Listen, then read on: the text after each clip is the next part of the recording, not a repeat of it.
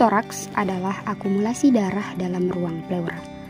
Hemotoraks adalah darah dalam rongga pleura yang menyebabkan kolaps paru secara total ataupun parsial yang sering terjadi akibat dari trauma dada dan setelah operasi dada.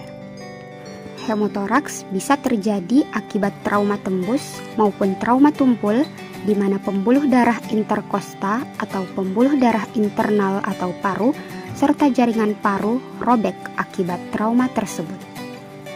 Adapun manifestasi klinis hemotoraks ialah pasien shock di mana terjadi penurunan kesadaran, takikardi, takipnu, dan hipotensi.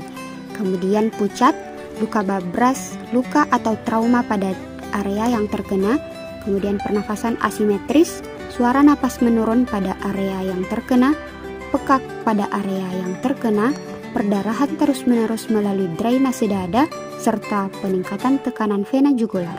Pemeriksaan diagnostik dapat dilakukan dengan observasi klinis dan radiologi dada, di mana ditemukan adanya gambaran batas udara cairan pada area yang terkena dan sudut kostofrenik yang tumpul. Tindakan yang bisa dilakukan pada tahap pra-rumah sakit sangat minimal pada kondisi ini.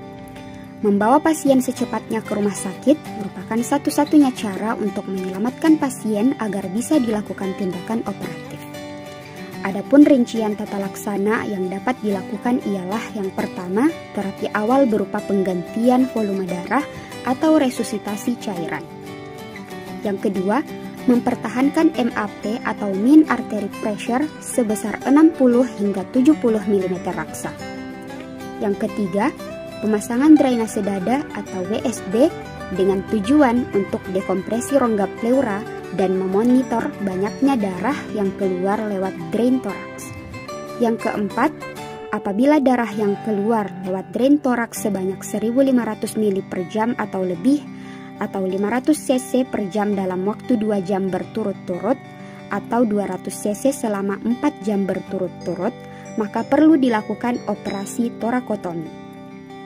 Yang kelima, pemberian oksigen aliran tinggi juga mutlak diperlukan serta pemberian cairan intravena.